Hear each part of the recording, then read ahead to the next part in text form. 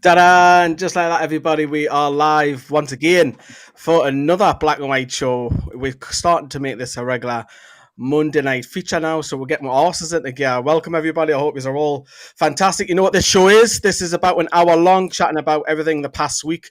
We've got a Premier League game to talk about as well, which is brilliant.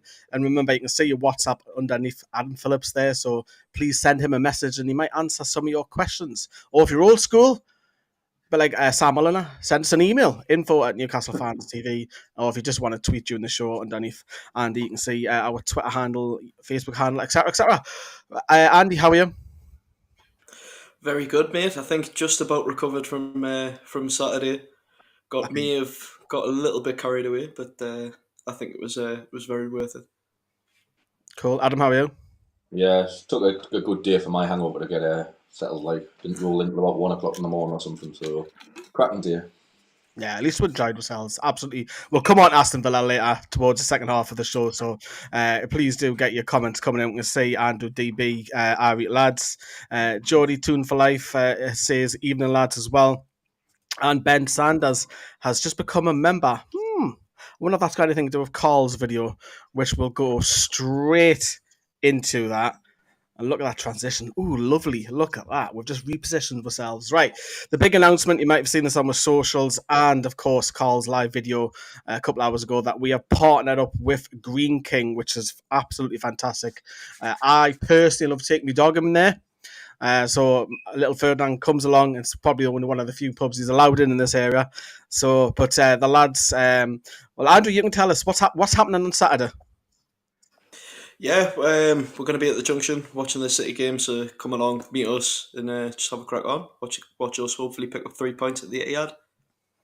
Yeah, that's a tough ask. But yeah, if you're not at the Etihad, come along the Junction, which is just next door to the Haymarket. Get yourselves in. If you're a member, you've got more chance of winning. We've got 3 pints on offer, which is incredible. I'm surprised you're not going to be there, Adam. 3 pints. I was going to say, I've never heard that. I'll have to cancel my trip away for the weekend now. You do that and come along. Yeah, so we've got a watch along. We're going to have interviews. It's kind of going to feel like you're at the match, but you're not at the same time. You're not actually physically there, but you're going to get a bit of atmosphere. You're going to have some free booze, and especially if you're a member as well, you will be first picked at that as well. So keep an eye on my socials later this week. But yeah, fantastic, and we've got loads more scope to play with Green King. Of course, we can do watch-alongs, Champions League draws, all in the pub and everything with atmosphere, and fantastic that they've approached us, and that's great that they have approached us, and fantastic, and we'll welcome them on board. So thank you very much to Green King. But what we do in the Black and White show, of course, is we'll go all the way back to Tuesday and we just go through the news. So we all expected, of course, Tino Livramento to sign. It was just a matter of when.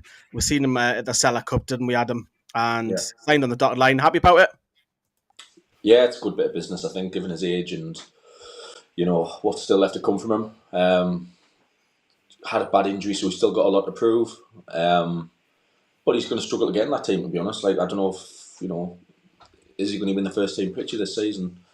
You know, I'm not quite sure, but, you know, it's definitely better than being a Toon player now than, you know, any other club, because I think he's just going to thrive going forward. Yeah, Andrew, we kind of touched upon it last week, didn't we? That the signing was, in that horrible word, imminent. But he's signed. We've seen him on the bench at the weekend. When do we see him getting some game time? Will it be after the City Liverpool game? Yeah, I think it'll be after them. I think how knowing kind of his injury history and especially missing loads of games last season and how he likes doing his players in, it'll be a while. But then you've got to think, like, with Trippier getting to his age and then he's had problems with his metatarsal, like, he's going to need to come in just in case Trippier does the unfortunate happens and Trippier's out for a while again. So I'd like to see him maybe get past City and Liverpool and then come in towards the end of August, and then I would expect him, depending who we get in the Carabao Cup, the round we enter, I would expect him to probably start in that game. Yeah, it'd be interesting to see when he does start and make it. I mean, we're starting off in blistering form the weekend, which we are going to come on to as well. Mighty Win has gone out and say, I can't believe I've got a ticket for the Etihad Club crackdown on away loyalty points. Ticket scams is obviously working. That is, we are going to touch upon that towards the end when we look at a little bit at Manchester City a little bit later. But as you see, you can see the number on your screen, WhatsApp. Make sure you get them sent, because we will read your questions out a little bit later. And obviously, Mikey Wynn's got another one there about the entertainers. More exciting at the moment than the entertainers. But that's up for debate. But the next one is Garang Kual, Adam. Being on another one that's been on the cards for a while. Obviously, we're seeing when you sign and Minter go out the Eredivisie. Kual's went out on loan. Good move from Volendam in the Eredivisie. I hope so, because it's been a gripe of mine for a lot of years now, how we approach the loan market and kind of giving good prospects to the wrong clubs. I'd still like to see us use the Championship a bit more to toughen lads up.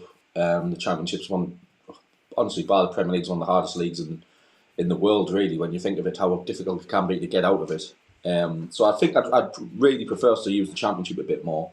But hopefully, I think he got an assist on his debut at the weekend. Hopefully, there's some more to come from him. But it's I do think we should be using this country's leagues more. It's not a worse league in the world to go to the Eredivisie, and he's going to play. You would think more often than not that he did Hearts, and obviously we've got big things, Andrew. Obviously with Minty, who we'll be keeping an eye on, especially with Feyenoord being in the Champions League. He could actually be drawn against us come the end of August. But two similar kind of players, aren't they, Minty and Kual? But for me, this season, he's got to play, hasn't he? He's just, when I say play regularly. Yeah, it was weird that he didn't at Hearts. I mean, especially with how much of an Aussie connection they've got there, and I know that's probably why we sent him. I said at the time, I mean, on paper, it was an excellent loan move. I mean, getting used to the UK lifestyle in Edinburgh, it's better than being stuck somewhere else. But yeah, hopefully they'll both get regular game times. Obviously, Mint is playing in the Feyenoord squad that won the league last season, and I mean, as an outsider looking into their Eredivisie, I can't claim I'm like, whoa, Steve, watching every game known to man, but from an outsider looking in, it seems a decent league, decent quality. They've got more than like two teams qualified, like going for the title every season. So hopefully you'll be getting decent minutes in a decent league. And I mean, there's a reason why Chelsea were shipping all their youngsters out there for years as well. So hopefully he gets on more this season. Hopefully we'll see him maybe come back next season, see what he's like at the end of the season, assess what he's done, maybe a Championship club, maybe some minutes here. So it's just exciting that we've got young talent coming through now after years of nothing, really. Yeah, we've got obviously a flux of under-21s lads have just put 5 past Southampton. So for once, it looks promising, I guess, in some aspects, that we've got kids from our local area and from abroad as well being brought in. But that was Garang Kual. We're not going to touch too much, as I say, on those two, because they were already expected to happen. We're not going to chat too long, but we'll move across next to we had a women's game in midweek, which got a little bit feisty. We're seeing Emma Kelly was sent off for NUFC women, and we've got a little clip about it at full time. Have a look at this. I think there's been some pre-existing beef leading up to that red card there, but I'm sure there'll be stuff coming out later. Enjoyed yourself though? Yeah, good. I mean, the second half was looking great, and then obviously the red card changed the game, but we're still kept in it. Obviously, league under them, but we're looking promising. And are you going to get yourself more women games this season? Absolutely. I mean, me Nana lives in Kingston Park anyway, so there's no reason for us not to be getting them all, so 100% I'll be getting them all. So, Andrew's Nana, if you're watching, he's coming to see the football. He doesn't love you. He's using you. Whoa. She's just got us an air fryer, man. I couldn't love the woman more if I tried. Oh, he loves you lots. He loves you lots. Right, thank you very much. Joe. All right. Yes, it's against obviously rivals, but it's a good test for the night. Brilliant test for it. I mean, we've seen a lot. To try and pull positives, Naomi Bidot, brilliant game. Potty, brilliant game. But we're going to learn things now. We definitely need some improvement in when we go down. But it's been a good show, really good show. I've enjoyed it. The lasses have improved a lot, and let's face it, Sunland are a whole league above us. So, it's been all right. I do want to see what happened with Emma Kelly though, because there's definitely something going on there. Something that's happened. Yeah, something that has happened. She was sent off. Andy, how did you see the whole night? Sorry, mate, I broke up there. What? Who with your lass? No. You whacked into that. How's the air fryer? Unreal, mate. They're the future. Like, it double drawed, syncs up everything. Honestly, it's the best cooking experience I've ever had. What kind of brand is it? Ninja. So it's Oh, like God, that's a good make. top tier. That's a good make. Yeah. Adam, you got an air fryer? I do. I don't What know kind what of- type it is like. Oh, right. I've got a Ninja as well. They're quality, yeah. Your nan's got good taste. You still love her? It's freaking prime. It's freaking prime. No wonder you can't hear her. That's just mental. Proper YouTuber now. No, what, the air fryer? I love it. But back on the serious stuff, though, obviously we had a tough test down there, and it was. Are you going to obviously ask you on camera there? You're going to see more of the Lassers play, so I expect to see your face at Kingston Park more often then. Yeah, definitely. I mean, I live 5 minutes away, and like I say, my nana's in Kingston Park, so I've got no excuse really. So definitely. And obviously, Adam, we're all going to try and get Adam to a women's game. We are going to try and pull him to a women's game to watch the football. Nothing else, Adam. Nothing else. Good luck with that. But yeah, we will briefly come back to the win. But obviously, they got beat off, as we all know, 4-2 off the Mackhams. But Sunland do play a league above us, which was a tough test, especially going down to 10 women. So when you're down to 10 and you've got 20 minutes left, Sunland went and scored another 2 more, which made life a little bit more difficult. You can see a screenshot from the lads here. It was like a mini YouTube corner that was going on there. There was Adam P, there was Rob Rubenstein, there was Andy, there was Steve's dad there, and I took the photo. That's why I'm not in there. So big shout out to Joe as well. He's just like a carbon copy of Steve, isn't he? Just the Geordie version of him. But yeah, so obviously we went down. We'll touch upon more on the women's stuff a little bit later.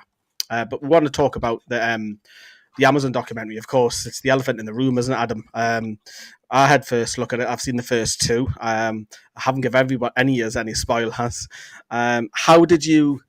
What was your hopes into, first of all, going into the documentary, what you were hoping to see? And then your second question to follow on from, how did you find the first episode? I think I was very reluctant really at first. It's not something I completely agree with in terms of having cameras in the dressing room. It can really backfire on you, as it did with the Mackhams and the Tottenham thing. I don't think it's a great thing all the time, but I think from what the first episode, everyone's come across, really professional. The ownership, it surprised me how serious they are taking this, and we all knew it was serious. But when you see how they act behind the scenes, they genuinely care about this club. And some of the situations we've got to see in terms of like the Anthony Gordon one, how Steve dealt with that. These mean business and they're not stupid. So it was really good to see kind of that aspect of it. It starts going into the players' personal lives a bit, like the Trippier. It's just great to see little bits like that. And obviously we all know how it's going to finish, so it's going to be the last 2 episodes are going to be a great watch. But it's it's good to see. I think Eddie Howe still got some reservations about it, to be honest. I don't think I had much say in it. Doesn't like it, does he? He doesn't. I don't think he's very keen on it, but he does what he's told at the end of the day. So yeah, it was good. It was a good insight into, especially the owners. I think it surprised me how I know how rich he is, but how powerful our owner is in terms of respect around the world. I haven't really delved into who he is. I've just kind of looked at him as a football owner, and you kind of realise from that first episode, God, this man means business, and he seems to know his stuff as well. Mm-hmm. It is. Let's take a look at the clip for the first episode.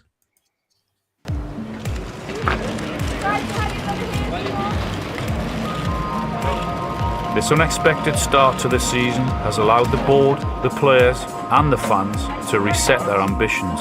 Everyone is starting to dream of Champions League football next season. This club, we took massive steps in a short period of time. Maybe at the start of the season, maybe we wouldn't have been talking about it. But yeah, our aim has to be top 4, certainly the position that we're in now. I'm in love with Champions League. Is something that I feel inside me. I was born to play Champions League. That we're chasing high ambitions at an elite level, and we put ourselves in a good position. We have to be very careful to make sweeping statements that we've done this, that, and we've achieved nothing yet in my eyes. So the work starts now, really. The work starts now, really. So obviously that was the first clip where they look at, going into Saudi, then in the January transfer market, and then Andrew, about the Anthony Gordon thing. That was quite interesting with the whole meeting around, they can't go over 45. Obviously, Everton wanted 50 plus another 10. And how from a fan's perspective, how did you find that fascinating? I did, yeah. I mean, there's been other ones like it before. Like there was loads of insight into Daniel James's when he was meant to go to Leeds the first time that collapsed. Like, it's always interesting to find those bits that otherwise the only other experience you would have is through like FIFA career mode or Football Manager inside in players. When you see the actual kind of tension that's happening on both sides, the arguing, but it was quite nice seeing Merdad where Mandy was about to pick up the phone full of hell, and Merdad just went, "Look, take a second, breathe, think about what you're going to say." And then I think the only thing I can nitpick from it was it seemed like there was still loads of tension.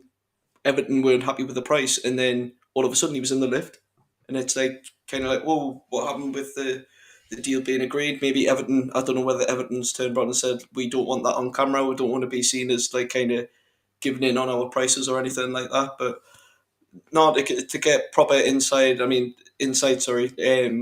anything kind of behind the scenes is always great because you're learning more about the game and more about the club. For me, I know this probably comes across as a novice, Adam, but you seen it in the car just when she was on the phone. I think it was Darren Eales at the time, and she said, "Just hang on, let's call the bluff," and it looked like it worked. It does, yeah. But as I mentioned before, it doesn't give too much away in the future business. People will watch it, owners will watch it. Other, like directors of football will be watching it. So in my head, maybe it's just me being negative, but does it give away our tactics a bit? In that, other clubs will see what we've done behind the scenes. But yeah, in terms of what we've seen, it looked great, it looked professional, and it certainly came across the love of the club. So that's all you can really ask from owners, because the amount of criticism they get externally from media, from other clubs, it's ridiculous, really. So for them to come across like how they have, I think it's a good positive step. Yeah, and of course we're seeing it up towards the build-up of the Carabao Cup final, where they talk to Sean Longstaff. Ironically, that was set up really well. He scores the double, and obviously the scenes at St James's Park were just absolute mental.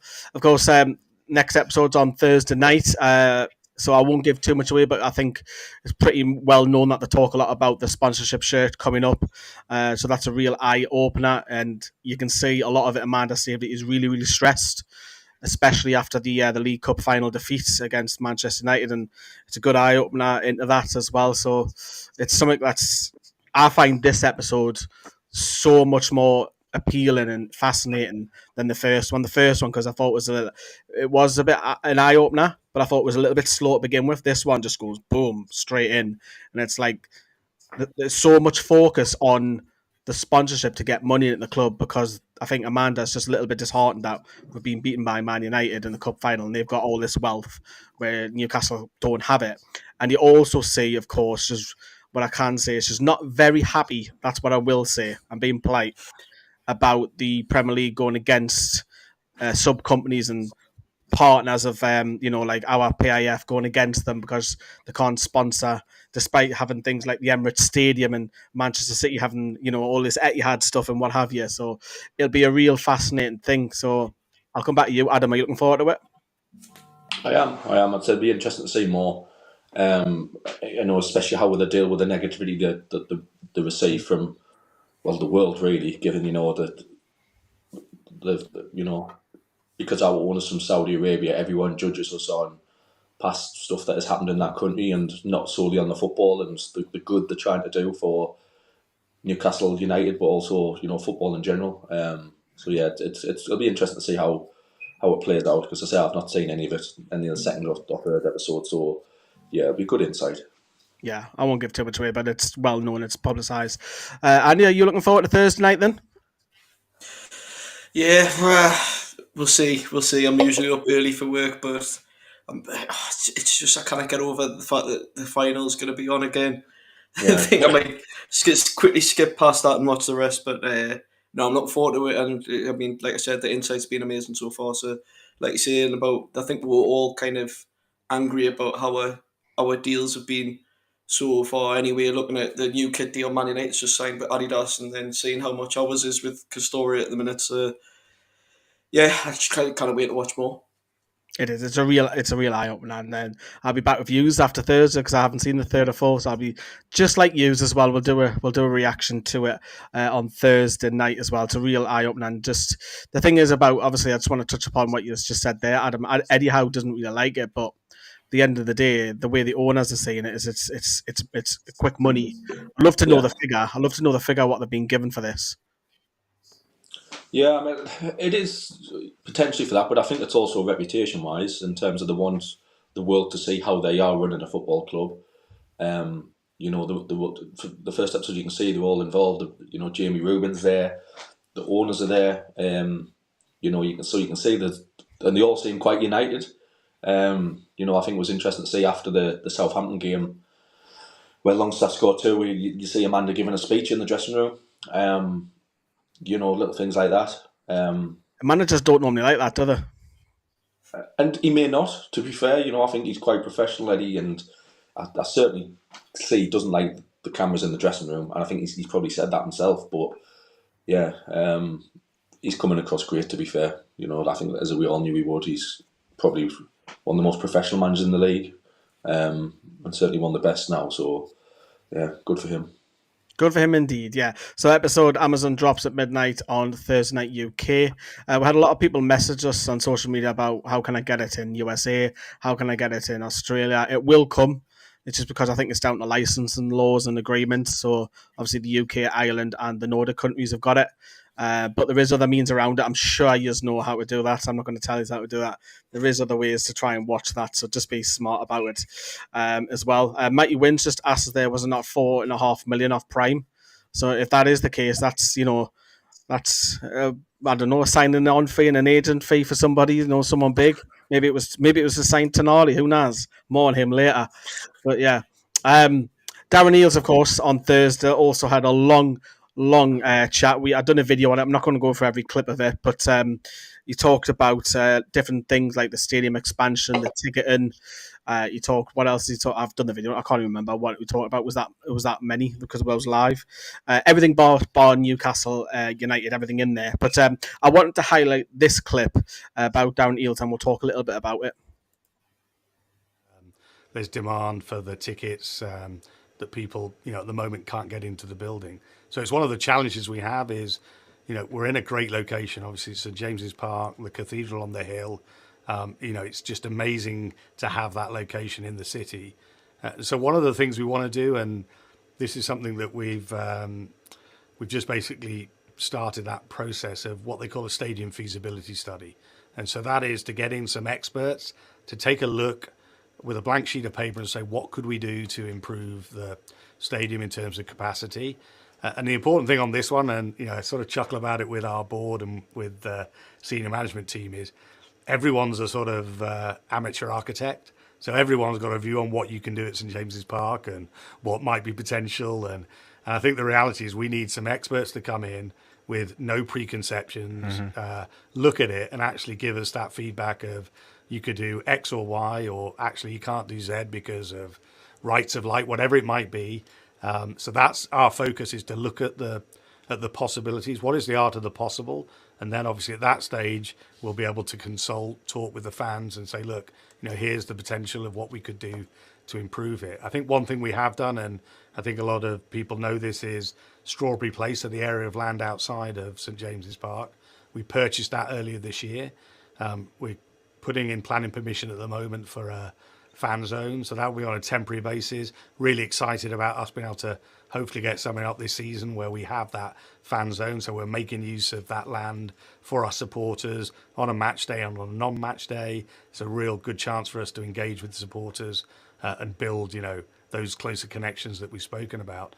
But also having that land obviously just gives us more flexibility in terms of potential things we might be able to do around the stadium. Everyone can have a view of, is it 60, is it 65, is it 70? But obviously what we need to do is actually do some research, do some soundings and understand what is the best side. But clearly, we want to try and get more seats so that we can have more availability for our supporters. Interesting, yeah. So that was the big one. Obviously, how do we get more people into the stadium? So realistically, Andrew, if I had a magic wand, how much can St James's Park sell out by? How many people can cram in? Right now, Yeah, I think easy 70,000. 70. And Adam? Easy. Yeah, depending on when they're planning, you're looking definitely at least 65,000, and then up to 70 is probably your max. You're not going to get any higher than that. Yeah. But you need the right fans. That's probably another argument. That'd be my main worry about expanding St James's. When you say that, are you worried like in 10-year time, if we're not the team that we were, that'll be empty seats? It's not that. I think I wish Sam was on. Sam summed it up perfectly last week on our WhatsApp group. I've just, we don't want to turn into an Arsenal. We don't want to turn into a Man United in terms of the fan base, where you go to the ground and it's absolutely silent. It was deafening all game on Saturday. And if you expand in the stadium, which is fine, it's great. Yes, it gives. But if the ticket prices are going to continue to go up, which they will, then the average fan who was from Newcastle, who literally goes to work, they won't be able to afford to go. And that's my long-term concern for the club. Yes, it's great if we start winning Premier Leagues and Cups, but let's not outprice the average fan, because it'll be very difficult for some fans to go to games, and we'll end up just having tourists come, like at Anfield. It's got the best atmosphere in the league for 30 seconds at the start, and you don't hear a pin drop at the end. So that's my main concern again, but hopefully they do it right. It's probably also, to be on the flip side, is that we are going to attract tourist fans. The more successful that we are, you only have to look at go to Old Trafford, and there's people from all over the world just taking photos of the three lads at the statue and the club shop and what have you. I've already seen it already. I've seen a few people taking photos and all that, and if you're from the area, you don't take a photo of the Sir Bobby Robson statue, do you? If you're from the area, you see it every time you're up. So I think that will happen, but the way they're going to look at it is that's money to the club, as much as we're not going to really enjoy someone from, I don't know, name of the country, Sudan or something like that, all of a sudden supports Newcastle United out the blue. It's like, how long you've been a fan? All right, okay. It's like we are going to get that. Unfortunately, it's nature of the beast. But we've all got Northeast accents, so where are we? So it's the people that are doing south that have to worry about trying to prove that they're real fans. Don't get Andy started on my accent. He'll be there all night. But I think it's in terms of what you said there as well, Andrew. Macam accent. Is that why you're laughing at? Yeah, it is. He's not a Macam. I'll stick up for Adam for this once. But in terms of how many people can get in realistically, then, because we've always got this problem with the East Stand, haven't we? That seems to be where the big circle's around. Can we pull that out? How can we fix this issue? Because that's a listed 1, I think, whereas the other ones are listed 2, which is a lot easier, which is like further along. I mean, it would be great if the Gallagher could be pulled over the road like the Milburn already is over that road. I mean, if that road gets closed on match days anyway, so that wouldn't be a problem. I mean, the stadium's like, the Atletico Madrid's old stadium, I can't remember the name of it, but there was a stand on their ground when they moved that was still there over the motorway, because it was over this very important road, so they couldn't knock it down. So I think pulling the Gallagher back over that road, if it's able to do it, but I think the only workaround with that you would probably have them build the metro station into the foundations of it. But then again, that metro station it's only used by students and then people that are getting the metro up for the match anyway. So probably having it directly accessible into the ground is probably a good thing. So hopefully, that's what I'd want to see do. And I know I've seen loads of mock-ups of what to do with the East Stand. I know it's that Manx Pie's favourite thing to put it on titanium diamond stilts or something. But I don't know. It's a tough one because I think it's probably a 99% to 1 on wanting to move ground. I mean, it's so unique in the city skyline. How just it's the first thing you see when you come into Newcastle. I mean, anyone that's coming into Newcastle for the first time, it's the first thing your eyes lock onto. So I'd hate to lose that. And if it meant staying at 52,000, for the rest of the time and staying at St James's, I'd probably prefer that over some generic 70,000 ball. Yeah, and you lose a bit of dignity and a bit of DNA. Look at West Ham, even at Arsenal to some extent, Spurs to some extent, they are losing a little bit of their identity, I feel. But in terms of the fan zone, you mentioned there as well, Adam, it's something that I've personally liked. Not so much the gimmicks that come with it. I think it's just for two reasons. I think it's for people who can't get a game because everybody's trying to get tickets and, everyone's struggling at the minute. And then, especially home tickets, the away ones I'll come on to at the end. But in terms of the fans on the stack's obviously going to be there. That's popular with non-football fans. That's money for the club.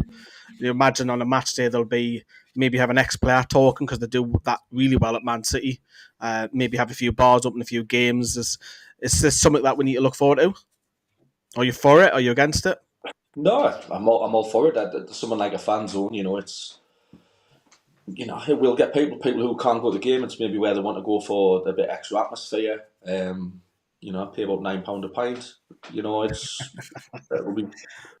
It is what it is. That's the way the club's going. So I've got no issue with that. But at the end of the day, it's one of the how many pubs are in the city centre. You're not spoiled for choice on where you want to watch a match on a match day. So you can go to any pub in Newcastle. I'd hate to think it was built and was taking revenue away from a lot of the boozers around because a lot of them survive because of match days. So yeah, it's going to be good for the club if they do it right, which I'm sure they will. I think you're more concerned about you being priced out, aren't you? A working class city. £6 a pint nearly the other day. Where was it at? Filthy. I nearly killed our. You did all right in the videos. You weren't Tiny Dancer. Hold me close, you tiny dancer. That's probably the last bit of the day I remember.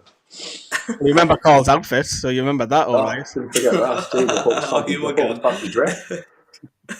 Well, I thought I'd bring that in because I love it when Carl's next to me because I look normal, which is great. So that's why. You ever notice I always stand next to Manjo every video? You don't notice that? You'll pick that up now. Adam was nice with me while we were standing in front of the camera. I got home and then it was like, I call an Andy look homeless. I was like, all right, cheers, thanks. Just easing you in because he knew. That's why. Just easing you in. That's why. But yeah, that's a great point Ian's made there. If the stadium stays at 52k, then ticket price will go up. That's true. We've already took the effect. I don't know. It's not much, but we have took the effect already so far this season. I think direct debits went from something like 92 to 98, or I might be wrong on that, maybe more. I don't know. Depends where you sit as well. So we'll read another one and then we'll move on to this weekend's game. So plenty of fans that live local not being able to get ticket unless you have a season ticket money. When it went on sale, you're beeped. Yes, I do get your point. It's really difficult as well, and he mentioned obviously he talks about the ballot system as well in that video as well, how they're trying to make it fair. Not everyone's going to be happy. You look at the cup final, so you can't please everybody, but yeah, it's one of them things we're going to have to get used to. The more bigger and powerful that Newcastle United rise up the league, Champions League and so on. So, but anyways, back to the football. We'll take a look at how we're shaped up this weekend. This is the lineup that Aston Villa have on your right, and over on the left you've got Newcastle United. I had a comment before saying how much to hate Villa out of 10. I didn't hate Villa, I just didn't like their fan base. Bit of a difference. I didn't hate Villa. But, Adam, I'll come to you with the lineups. Were you shocked at anything? It was more of a case. I was shocked Tonali started. I was obviously pleased he did. But I thought, seeing what I've seen him in pre-season, I just didn't think he was ready. I mean, it shows what I know about football, to be honest. I thought the same. But no, the back five was exactly what I expected. Part of us was hoping Callum Wilson would start, but again, Eddie's justified it and how. And I was pretty confident Anthony Gordon would start, given his form in the Euros and how he's played. So it was just the Tonali one, really. But again, Eddie Howe's completely justified. I think when you've seen him in pre-season, he's probably played like 20%, and then probably one of the best debuts I've probably seen. So that was the only surprise. But he seemed to thrive in that atmosphere. Yeah, we will come on to Tonali in a second, but Andy, I'll come to you as well. Fabian Shea obviously was talked about. Would he make it? He did. That's not a real surprise. There was a talk on that left wing. Would be Barnes scoring 2 last weekend, and then obviously Gordon being in good form, who would start up top. Midfield looks strong. Hey, we've got options now. I know I said this in the last word that I told you it was 5-0 and I was confident. but just the way we're playing, man, we're playing like a top European side now, and it's just the comment before about us being the exciters we are. It's just, I can't remember being that blown away watching football at St James's Park when it's us doing it. Like, it's just, I just get like giddy and excited talking about it, because it's like it's just meant to watch. You've got the likes of Gordon coming on, and I mean, look, he's taking players on and getting product at the end of it. I mean, his work as well. He's so quick with just these. He showed little glimpses of it last season where he's given the ball move and he's in space straight away because he's got that pace. It's so quick and just so direct now. Would look like, I honestly think against Villa, had like not Emily Martinez or like a lower standard keeper in, would have been a double digits to us, because we would just look like we were going to score every time we went forward. Right, Martinez loves to come off his line. I mean, the time that he chucked doing, brought Almiron doing just before that, he already came out twice. So he's a keeper that comes flying out. But Villa fans might say, I'm trying to think what Villa fans would say. Villa fans might say the Tyrone Mings injury turned their game. Would you agree on that, Adam? I think the way we played, the intensity we play with, I still think we would have comfortably beaten them. Same. You know, to be fair to Tyrone Mings, he's been inconsistent over the years, but he's been reasonably solid recently. So I hope he gets back to playing soon, because it was a bad injury. But yeah, from their point of view, yeah, it did disrupt them, I think, because it was 1-1 at the time, and he has been quite solid for them. But I do think even if he played, we would have probably still won 3 or 4-1, because there's no one to match our intensity at the moment. But yeah, it'll be a big miss for them this season, to be fair. Yeah, I mean, 5-1. It's as Andrew was saying there. It's just, we absolutely battered them. So he's a Villa fan. We'll be back. See you at Villa Park. Do you know what it is, Austin? I'm gonna enjoy my little moment for the time being, because we've got an awful record at Villa Park. So if you ever notice on any of the videos that I do, I don't pipe up when I go to Villa Park ever until after the result. So yes, we will see it at Villa Park, and if we win, I will make it known. If we lose, I'll eat humble pie. Put it that way. Read a couple of comments, then we'll talk about Tonali. So yeah, top performance. I think the team went up a few levels with clever summer signings and Gordon on form. And Ian's gone on to say, back in my youth, I would just bung a council out. What? I missed that. Back in my youth, I would just bung a council or two for an incentive, and he would be expanding onto Lees's Park. I think that's what Adam gets up to, doesn't he? Especially the car parks. But we'll move forward to... we want to talk about some player performances, because, I mean, the word on everybody's lips was Sandro Tonali. We've got a clip on the last word where, Adam, you actually feature quite heavily in this bit. Can't really ask for much more of a better start, winning 5-1 at home. Obviously it is a difficult game next week, Man City away. You couldn't really on paper get a harder game, and we've obviously got the most difficult start, but bring it on. You know, Newcastle United are not here to be messed with, and what a statement to put out, as I say. 5-1 opening game, goals from everyone who we'd want to score. Isak scoring twice, Wilson, Barnes, yeah, exactly what you'd want. It was a perfect afternoon.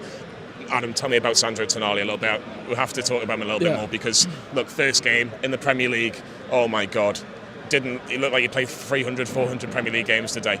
Yeah. For people that maybe haven't watched it in the grounds and maybe watched it on television, what are those differences that you can see watching him live, and why does he make the whole midfield click? I think the urgency of wanting the ball is second to none. I didn't think it started here. I thought he wasn't ready for it here. Proved wrong, obviously, which I don't mind. But I've never seen a player, one of the best debuts I've ever seen. I've seen some debuts, that is one of the best. I've never seen a player want the ball so much. He's literally, and when he gets the ball, I don't remember him giving it away once. I really don't. Every ball, I think he got an assist, he got a goal. The son, 23-year-old, 22? It's unbelievable playing that level of football. Frightening, isn't it? At that age. And we don't get players like that often. So, as Andy said before, Bruno was looking around going, will you just calm down, kid? You know, that's my job to get these fans. You know, and the fans were behind him. People having a go at him, saying he looks miserable on camera. He's playing football at a high level. And we've still got the Champions League to come. You can't get the ball off him. When he's got it, he's picking these passes. I was very much surprised how good he was. Very surprised. Enough time to tuck his shirt back in as well. Yeah, he was very, very good. I thought Longstaff at start, you got Willock, Anderson, Miley. Great competition for places. Great competition, not going to get in that free. Unless there's a bad injury, Longstaff will be frustrated, Anderson will be. As much as we all want them to play, Tonali's arguably at the minute better than Bruno, footballing wise. One thing on that debut. You say Willock, Anderson, Miley, only one of them was on the bench today. So there's so much room for competition for places. It's mental. It is mental competition for places. Andrew, I want to come to you because Adam spoke quite a bit there.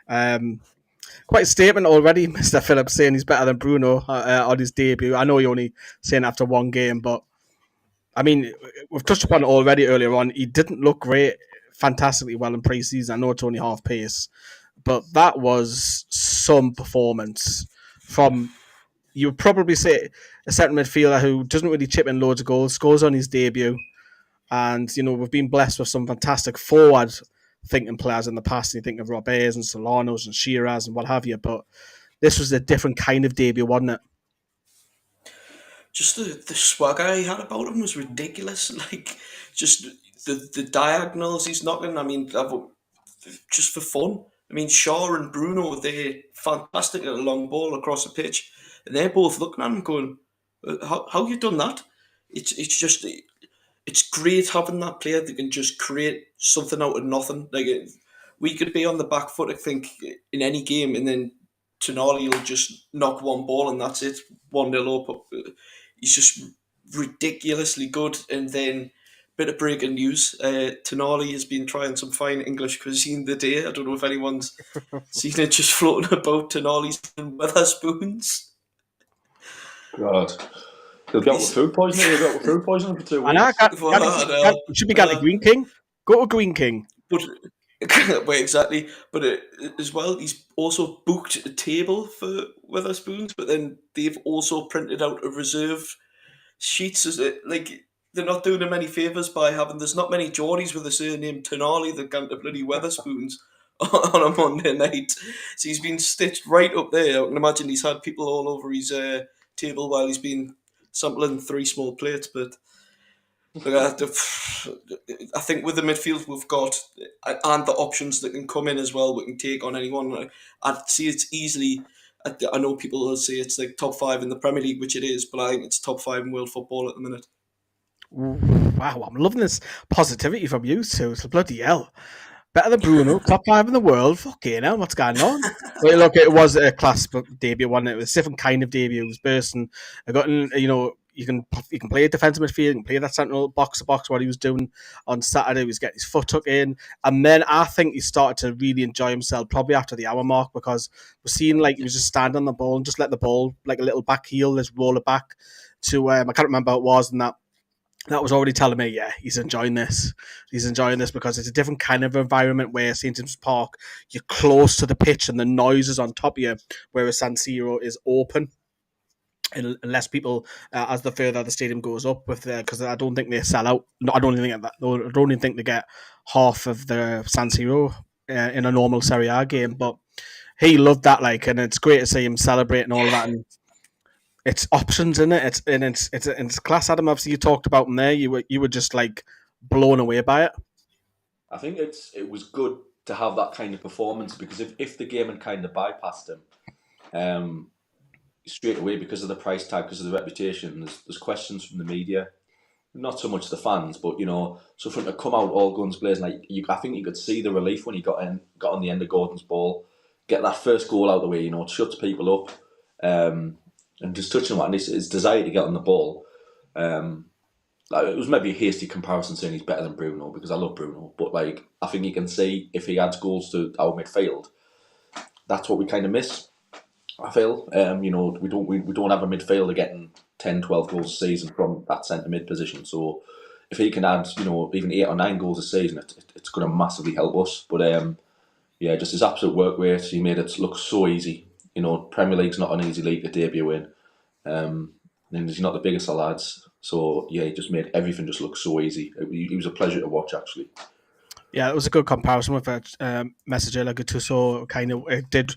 The bit more quality than Gattuso. I think he's better on the ball, but yeah, brilliant. And also I want to touch upon a couple of other players in a second, but I want to highlight a couple of the fans that we grabbed on the way out, because there was only one word in everybody's lips, which was Tonali. Sandro Tonali, tell me, how good is he? I mean, I almost bought his shirt walking in. I might have to buy it walking out. It's unbelievable. Alexander Isak getting 2. He's just a hell of a player. It's just his season. I think Isak's could be in the running for top scorer. I know Haaland's amazing, but Isak, I just think he can do so much. Haaland's an out-and-out striker. Isak can play anywhere at the front. Sandro Tonali, how good is he? We've just been talking about him there. We thought it might take a bit of time for him to well into the team on that, but he's a baller. I thought Eddie would have done what he did with Bruno and Botman, just integrate him slowly, but straight in. Looked as though he's played there for years.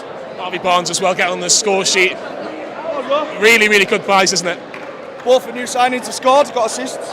What more can you ask for in the home debut? We're top of the league. And do you think Sandro Tonali was absolutely amazing today? Yeah, he made Bruno look like an ordinary player at some stages during the game. Unreal, lads. Some win. Tonali, is that what you just said? Yeah, Tonali, he's the one. You must have been watching Newcastle United for a lot of years. How good is this team compared to the rest? Superb. Obviously the Keegan era. I was here for the 69 Dozer. Yeah. But absolutely brilliant. And these people that we just seen there done a great job sorting the club out. Right, you can tell me how good Sandro Tonali is then. Mate, he eats spaghetti. He drinks the Moretti. He hates the Mackhams. That's all that counts. Do you know what I mean? Yeah. He's a legend, mate. The goal of the day, unbelievable. Yeah. Unbelievable. He bossed that midfield today. He changed the game in the first half. It was unbelievable. Villa were trying to boss the midfield today. Without Buende, who got injured, Tonali just fucking took it over. Yeah, a lot of praise for Sandro Tonali there, which was unbelievable. This comment made me laugh. Tonali was ice cold, just like his meal at Wetherspoons. So there we go. Yeah, don't eat that environment, and it's ice cold. And a lot of people are laughing at that as well. I like that comment. So that's comment of the day so far. But yeah, Tonali. Look, we've talked about him just briefly there. I do want to highlight a couple of other people. I thought Anthony Gordon looked fresh, even though he's hadn't had a rest. Harvey Barnes has scored 2 in a friendly, come off the bench and now scored. So there's a question there. A couple of people have mentioned Miggy there. Could there be a case where, Andrew, I'm going to come to you on this, you can move maybe Gordon to the right and then start Barnes on the left? I think there's definitely that conversation to be had, especially with Miggy just being so one-footed. You can kind of see the left-back kind of knows the way he's going to go every time, and luckily Miggy's got that bit about him to get past, but it's just annoying when you see he gets the chance on the right and he's desperately trying to put it on his left foot because he can't do anything with it. It might as well be made of Weetabix, his right foot, because he's just scared to use it all the time. But I think Gordon could do a job on the right, and I know people say the thing that keeps Miggy in the squad is his graft and determination, kind of his directness, but Gordon showed all of that on Saturday. There's no reason why he couldn't go over and play on the right and do the same thing. And I mean, I think Gordon's a player that can easily play across the front three, and I think we're very lucky to have that talent. And I think at the end of the day, the fee we paid in January for him is going to seem an absolute bargain. Quite like Joe Linton's, to be honest. Like he's just developing into this like amazing talent. Yeah, he had a fantastic game. Joe Linton did, Gordon did. Trippier, I don't know if you've seen the video of Trippier on our socials where he's asked who's his favourite player or who's the best player. He said Miggy. I think Trippier enjoys that as well, or maybe just trying to give him a bit of a boost. Maybe he's psychologically being a little bit clever with that. But the striking options, Adam, again, we had this problem at the back end of last season. You know, Isak came in February, started banging in the goals for fun, and then he was moved to the left. And then Wilson was coming off the bench 2 or 3 games scoring, and again it's happened. Yeah. And it's, you know, Callum Wilson's only got a year left on his deal, and is this the best to get out of Callum Wilson? Is to say, look, I mean, how can you do better than scoring? Yeah, I think there'll be no one more frustrated than Callum than anyone about being on the bench than Callum Wilson himself. He hates being on the bench, but all he can do is come and contribute when he does. You know, the problems that he has now got to pick a team is unbelievable.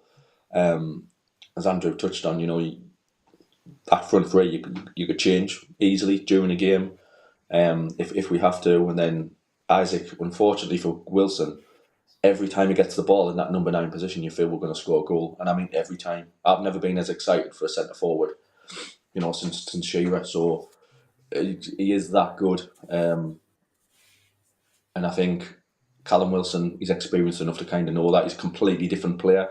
The two of them can play together when we need them to, but Callum Wilson is very much going to be an understudy this season.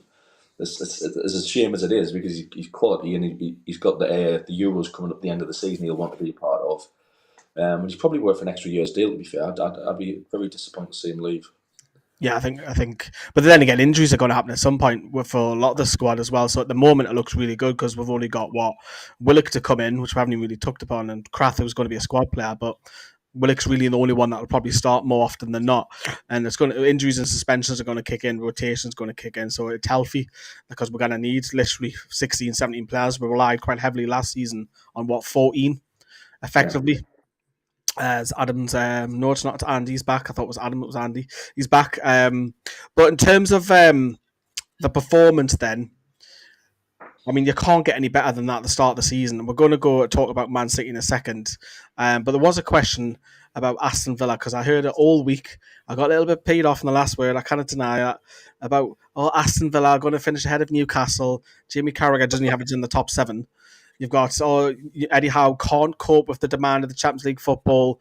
All these teams in Liverpool are going to go above where and what have you. And the question is, everybody home, including the Villa fan who's obviously watching us as well, will Aston Villa finish ahead of Newcastle? But we had a chat about that outside. I've heard it all week on TalkSport and national radio saying Aston Villa are going to finish ahead of Newcastle. None of us have bit. None of us have come out and said it. Well, I would like those people now to come out and say the same thing, because you look rather silly saying that, because Aston Villa's best team in years, probably, since maybe going away back since since Dion Dublin, Paul Merson. Best manager as well, don't forget. Best manager. All they had to say last year was the fact that it was Steven Gerrard in charge, and then they battered us at Villa Park. 20 minutes ago, there was no Villa fans left. There wasn't. No. They didn't stick behind the team. There weren't fans in the league. It's just for you. I'll put that graphic on just right now for you. Huh? For that graphic, I'll just put that on right now. Awful fans. Andrew, let's finish it off with you, mate. I haven't finished yet. Because he wants to say on Villa. We've got to give him the moment. This is the one game that I fucking hate their fan base. Them and Evertonians. Because I can't stand Villa fans throughout the amount of years. I get it's banter and the relegation that's carried on, but this is a moment for me, because obviously going to Villa Park at the end of the season, we got battered, and like Carl says, we deserve to get battered, but I cannot fucking stand their fan base, and this is the moment that I'll enjoy the night. Villa fans, hello, how are you doing? Andrew, they laughed at us when we went down, but who the fuck is laughing now? I think that is the song of the night, isn't it? Isn't it true? And I mean, I've got half of my family are Blues, half of them are Villa. So, Aaron, Michael, Aidan, Up the fucking Blues. Up the fucking Blues, indeed. Do you know? Obviously, the whole thing about Unai Emery returned with doing and all that, and we've got Eddie Howe in, and and obviously someone just put a great message there that the coefficiency changes the back end of the season. I think top 5 at the moment with us in La Liga, we'll get 5 Champions League places. So top 5 could actually get you Champions League as well. But realistically, Andy, I'll come to you. Obviously, you've got family down there. I don't know what it is, Adam, but people that we bring in, because they always seem to have Birmingham and Villa connections. I don't know why we do this. We've got Sam, we've got Carl, we've got Mark, we've got Andrew. Why do you have Birmingham Villa connections? But no, seriously though. Villa gonna finish. Can you say why the pundits are saying that they're gonna finish the book? I don't think they'll finish anywhere close to us, to be honest. Arsenal fans have been telling Villa fans about this second season plague that Unai Emery seems to have, and if that's where you're going to start and you need to pick it back up. I mean, lucky for them, they've got Everton next week, so they're probably due a 5-0 win or something of their own. But I don't think they'll struggle. I think they'll probably get Conference League, I would have thought. But Saying that, I think just after this first game week, it's anyone's guess. I mean, Man United apparently playing hopeless at the minute, and then Chelsea-Liverpool didn't look impressive yesterday either. I think there's only us and City have looked like special teams this season. Arsenal looked all right against Forest, but apart from that, there's no one that's looked that particular great. Brighton got their win against Luton, but that's a Luton which is a very at best an average championship side that's been lucky to come up. So I'm quite happy for us and what position we're in and where we'll finish this season. I think if I'm a Villa fan and see that first game, yes, it's game week 1, but when that's your main Champions League rivals, I'm worried straight away. I'm thinking, right, why has that happened? It's not because Tyrone Mings has got off injured, because we looked like we were going to batter them before that anyway. So if I'm a Villa fan, I'm worried. Wow. And then people are forgetting that they've got to play Thursday, Sunday, because they're in the Conference League as well. That's not going to be easy. And they're going to be going to some mad countries in the Middle East and all that. Middle East of Europe, sorry, not the Middle East, I was in Asia. But we'll move on to Man City then, Adam. There's a great question that's come in here. Do you think Eddie Howe will change anything for City? I think you might start Wilson. Of knowing how Eddie Howe's picked his teams, I'd be very surprised if he changes anything. He usually goes tried and tested. And we don't have a midweek game either, do we? Yeah, obviously there's a good shout for Barnes to start, but from knowing Eddie Howe and what he's done the last 18 months, I'd be very surprised if he changes it. It's going to be we know what City's like. It's the toughest. We've got arguably two of the toughest games in the Premier League in the next 2 weeks. So no, I think Gordon will still start. Miggy, I know we had the debate before, but Trippier and Miggy do have a really, really good relationship on that right. And Miggy, he's a lot more dangerous than he was 18 months ago. You know, he couldn't use to tie his own shoelaces, to be fair. Now he's quite an important part of the team. So, no, I do think he'll go with the same team, unless there's obviously any knocks during the week. But yeah, and then obviously Barnes and Wilson come off the benches if we start to struggle. It's a really hard one to predict. It is. It's Andrew. Is this the best time to play City? Because I don't think they're as strong as last season, especially with a couple of departures, and it's early in the season. Is this the best time to play them, rather than they've won 9 in a row and it's December, for example? Yeah, I think the start of the season is the best time to play anyone, to be honest. Because I mean, especially with City losing De Bruyne now as well, they're going to be vulnerable. I think they've still got problems at the back that they're trying to sort out. I'm not too sure why Guardiola didn't go with Stones. It'll be interesting to see if he brings Gvardiol to play in that left back position, because obviously with Cancelo falling out, going to Bayern last season, and then Rico Lewis coming through, I don't think Guardiola's quite too set on who his main left back is at the minute. And I mean, City's hard to predict anyway. I mean, like it's funny to say, like us now, they've got an array of talent that are good enough to play in that starting 11. It'll be interesting. I think Gvardiol would be interesting to see him go up against Miggy, because he's a world-class defender. There's a reason why they've spent so much on him, and I think it'll be a tough challenge for him. But I think there's definitely vulnerabilities there. Burnley had goals. I can't see why we can't go there and steal the show and maybe nick a 1-0 or a 2-1. But I'm hopeful. Yeah, I think this is a great time to play them. I think it is. I think, and also it'll be interesting and intriguing, I think, if we can actually compete with them. Not going down 2-1 or 3-1, or maybe we can actually stay in the game and actually go toe-to-toe. Because I don't think we quite were at the Etihad last season. So it'll be interesting to see how that goes on. We'll do another video, of course, on City towards the end of the week. We've got a couple more stories to rattle through. Of course, Newcastle United women were back in action over the weekend. They were not far off putting 10 past Chesley Street, but they scored 9. But here is Joe with a quick recap. Gallagher on the triple. Lovely to see Bridget getting a hat-trick in the black and white. Yes, it's pre-season, but yes, people, 9-0. That's what we want to see, man. That right, the last game before the season kicks in, we hit 9-0. Georgia Gibson coming in with a double as well. Yeah, man, she's just come back from injury and she's popping a brace in. I love to see it. Team's definitely ready. Everyone's linking up beautifully. Everyone's playing well.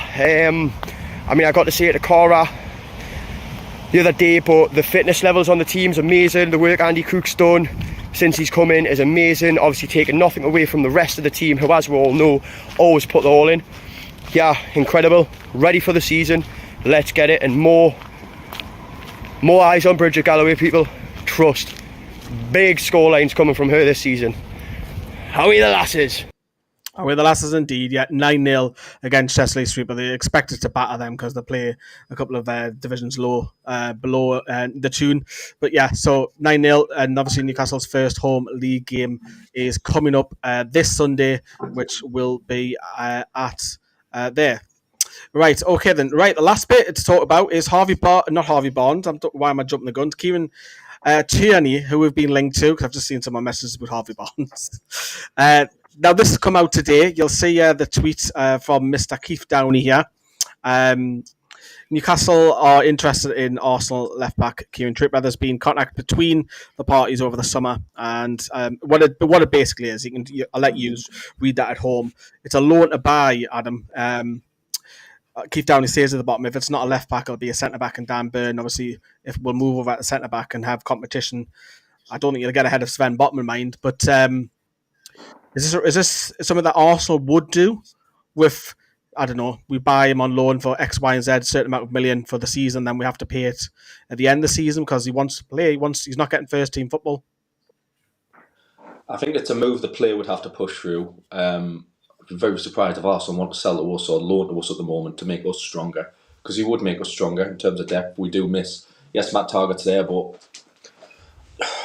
yeah, I still think we need improvements on Matt Targett. And Dan Burn, as fit as he is, I don't think he's going to get through every game this season. So, Kieran T's played Champions League football with Celtic. He was well thought of at Arsenal when they first signed him. I think Bam picking up some injuries and, having a loan to buy gives us a test to see, is he going to pick up another injury? But yeah, I think from us, considering the other one I've seen us get linked with today, I can't even see his name, but... I think it'd be a sensible move on our half, but my only reservation would be, why would Arsenal want to do business for us? Because potentially we could be fighting them for a top 4 space, and it makes us stronger potentially. Has to be a permanent deal in there somewhere. That's the only way I could say logically that Arsenal would want to do business. Say, right, you're going to loan him, but you have to make it permanent at the end of the season. There's a clause in there that you have to. So I could see that, but I think it'll be a good option for me, Andrew. I think he's quality. People say, oh, he's injury prone, but I think he played, including League and Cup, 36 games last season. I remember doing a video on all the left backs when I was with the dog, and he was right up there. And for me, I think it'll be a great option if we can get him on loan. Yeah, I guess I'm like everyone worried about the injury record, and I think the roadblock now is Arsenal's defensive cover with Timber being injured. The first Premier League game he plays for them, he's now out for quite a while. So I'm just trying to think of who Arsenal's got in defence. It's Tomiyasu, White, Gabriel Saliba, Zinchenko, and then Tierney. So I don't know whether that's going to put a stumbling block. And personally, I have to say, I'm a little bit more excited by the Cucurella link. He was fantastic in that last season. He was fantastic in that last season. He had a Brighton. I'm pretty sure he was in the Premier League team of the season. He came through a fantastic academy at Barcelona. And I think he's a player that Howe would really want to get a hold of and get him back to playing his top stuff. But it looks to say, I know that it's obviously Luke Edwards that came out and said this morning, but then there's still other ones like Fabrizio Romano was saying that it's still a centre-back we're looking at. So I guess that would probably make more sense to me, that it was a centre-back we're looking at, a right centre-back, just in case obviously Shaw does get injured, because if worse comes to worst, maybe Burn could replace Botman, but I don't know, it's hard to tell. We do need a defender, and whether it's prioritising a centre-back or a left-back, I think I'd be happy with either or. I'm not keen on Cucurella. I just think he's just a shit Colaccini, isn't he? Yeah, I just think he's just a bit... I think he's just a bit loose. I think his awareness around him is just positioning. I know he's played at centre-back and that didn't help him, but at Brighton, you're right, he was fantastic at Brighton, but at Chelsea, he's just looked awful. But that was that whole Chelsea squad last season, though. The whole squad didn't really know what they were doing. Switching in and out of managers. Frank Lampard just looked like he was there to just have a laugh, really. Didn't look like he was, mind. But I think he's froze there. But Adam, I'll let you have If he came in. the deciding factor. Cucurella, Adam, or Tierney? Who are you picking?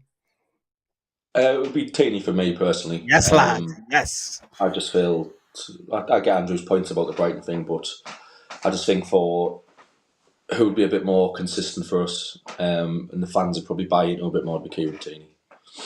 Yeah, I think so, and I think you can also fill in at centre back as well, can't you, Tierney? Left centre back as well. And if you missed that, me and Adam outscore you, so 2-1. So we'd rather have Tierney. Plus, he can play left centre back as well if needs be. But I think he does a better job there than Cucurella at left centre back. Don't get me wrong, but I don't want Cucurella. I just didn't want anyone here. I think he pulled his hair. He runs. It wasn't not a Toon player that pulled his hair last season in the box or something in a corner. Probably, yeah. Didn't pull his hair. It was like a little tug, and he went flying around on the floor. I'm trying to think who that was again. I'm trying to think who that was, but it'll come as soon as we end the stream. I'll come to it. But yeah, we'll finish up there, everybody. I've actually put the wrong number on screen for the WhatsApp. That's why we've had no WhatsApps come through. There's some poor bugger's going to be looking at the phone going, what?